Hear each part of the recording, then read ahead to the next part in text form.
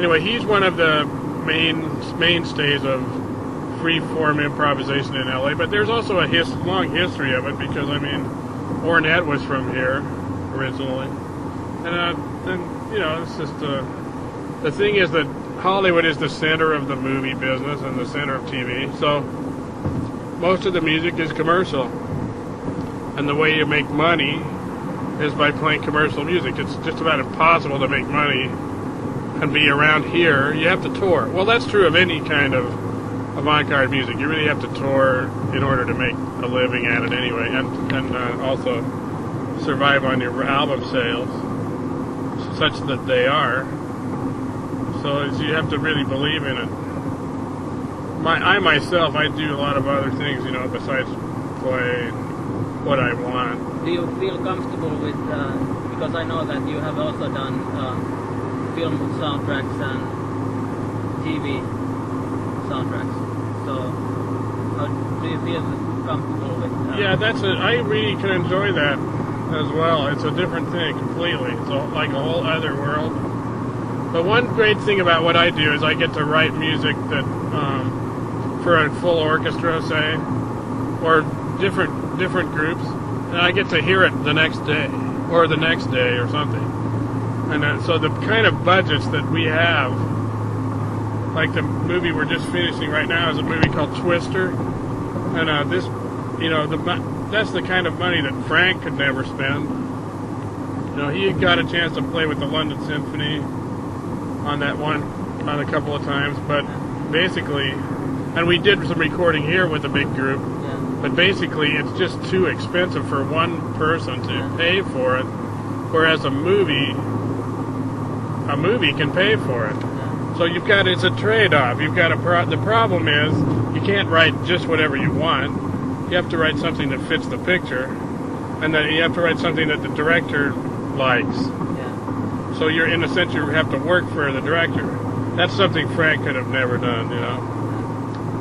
But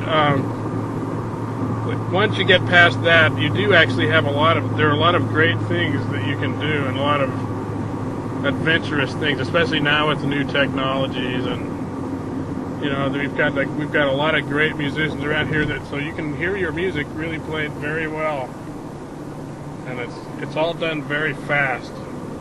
On the other hand, you're talking about film. Yeah, I'm talking about now. film music. Yeah.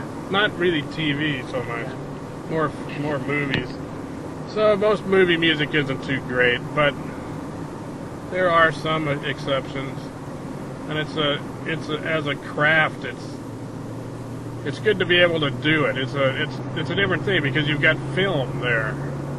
The film is the center of the whole thing.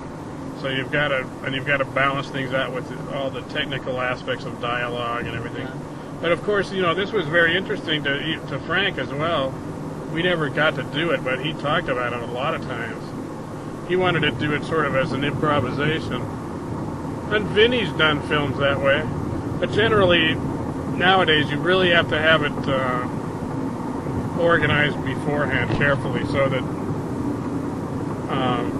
all the cues fit the timing exactly right, and they do exactly what the director wants with a certain scene. So there's a lot of care that goes into it before we record, and then when we record, we got to do it fast.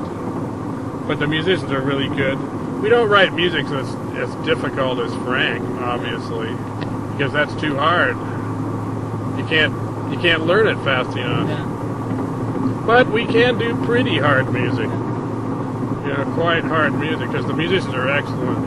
Yeah, do you get lots of money from these projects to use to other projects?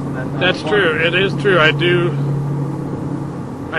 that. It's like I take money from just working as an orchestrator or an arranger or whatever, even composer sometimes in the movies, and then I can buy my equipment and I can put out CDs, you know, and I can pay for it.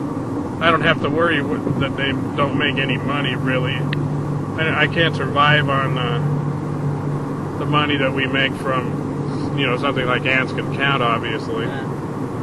But it's still important. It's really important to me to get that, to do that kind of music as well. And I don't think it hurts to learn how to do the other kind of music, really, because it's just orchestration, and or even if it's composing, you learn all these different kinds of music that are we don't see it in rock and roll or jazz either. But classical music and the classical instruments, you know, they're very interesting, and as they were to Frank. You know, he obviously liked using all the woodwinds and unusual instruments. One thing we get to do is use a lot of unusual instruments in the movies, because everybody's always looking for a new sound. Effects and... Yeah, something, a sound that can, like the whole thing with the Far Eastern instruments of African flutes and drums and things, you know, South American, Japanese flutes. Those things are all over the movies now, more and more. Plus the fact that since we have synthesizers and computers, we can do a lot of rhythmic things that we couldn't do with real percussionists. Yeah. Do machines replace live musicians, living musicians? No, it doesn't really work, but it's another thing. You know, it can be an additive thing. Sometimes it works. Most of the time it's better with real musicians, although I unfortunately have to sometimes use more machines than it would be nice to have, you know, less machines and more live musicians, but sometimes the budget doesn't allow it. It depends on the budget. On this movie we're doing right now, it's mostly live musicians. We have a great big orchestra, but we do have to use a lot of synthesized percussion. Although we have one percussionist overdubbing a lot of tracks. Still, most of the percussion is from the machine. But all the strings and the brass and the woodwinds are real guys.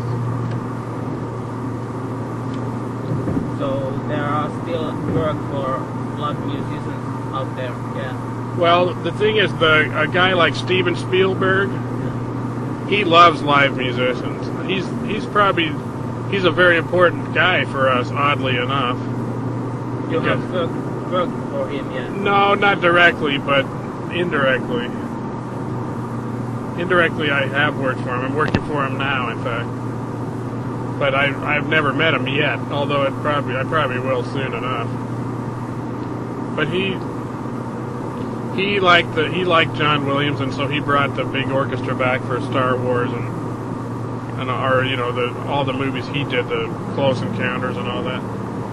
And it really is true. That sound is really big in relation to a machine, especially the older machines. Newer machines sound better, but they just still can't. They just don't have the variety. As much as it's possible to work on details, as you can see from Civilization Phase 3 too. He's got all kinds of incredible details in that. Yeah. But still, the part that sounds the best is the part with the real guys. Yeah. The guys from Ensemble Modern. So. That's just my personal opinion. I like that part the best. What did you do for Batman Returns? Oh, I just did a little thing on that. That was it was really fun. We did about 11 arrangements of rock songs with an accordion as the lead instrument. So we took the vocals, we changed them to accordion music. We got a great accordion player named Frank Morocco from over here, and we did all these tunes like James Brown songs and Get It Up. I think we did that. Sex Machine, and we did. We did. What's that tune? What's that song that actually ended up? It ended up being just one tune that's in the dance scene when they're dancing together. They only used one part of one of them, and they changed it from accordion to saxophone. So they actually changed it anyway. They took our background though. They kept that, but they changed the lead instrument.